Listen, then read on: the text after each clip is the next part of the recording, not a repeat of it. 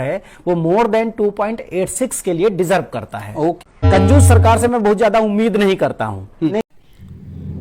You are watching the Railwayman।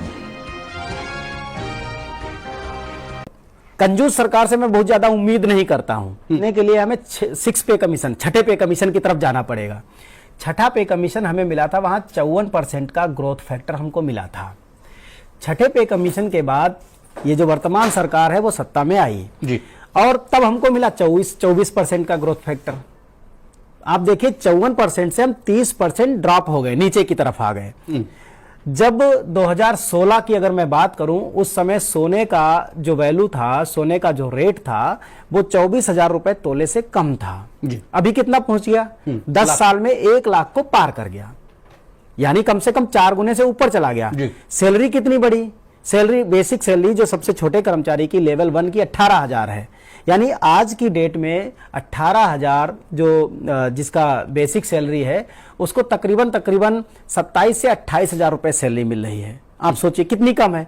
अगर कम से कम 1 तोले के बराबर भी अगर आप उसकी बेसिक सैलरी को मानिए, क्योंकि सारा स्टैंडर्डाइजेशन जो कैलकुलेशन है वो गोल्ड की रेट से ही होता है, तो आप उसको अगर मापते हैं तब भी कम से कम 1 लाख रुपए के आसपास तो आपको जाना पड़ेगा जी।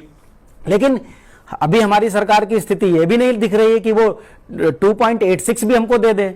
हमने तो जो मिनिमम कैलकुलेशन किया, क्योंकि हमें पता है ना, हम तो हमारी डिमांड है 2.86 से ऊपर की। ओके, ठीक है। तो उसकी एक वजह है। सबसे पहले तो अभी तक 3 लोग हमारी 3 यूनिट हुआ करती थी हमारे, मतलब जो है किसी आदमी की कंज्यूमिंग उसको देख करके जो फैमिली की यूनिट्स है वो हस्बैंड, वाइफ और 2 बच्चे थे।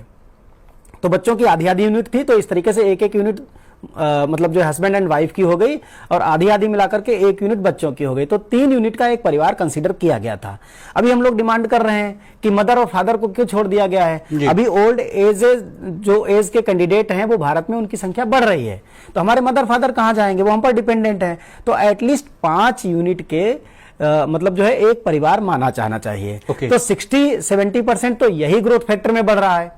उसके बाद हम बात करें इन्फ्लेशन की, इन्फ्लेशन में कितना अंतर आ गया उसको कवर करना है। फिर अगले 10 साल में, आज आप दे दोगे इन्फ्लेशन के मुकाबले, तो अगले 10 साल तक उसको एडजस्ट करना है। तो हमें कुछ फिटमेंट फैक्टर के रूप में, मल्टीप्लिकेशन फैक्टर के रूप में कुछ और ग्रोथ चाहिए।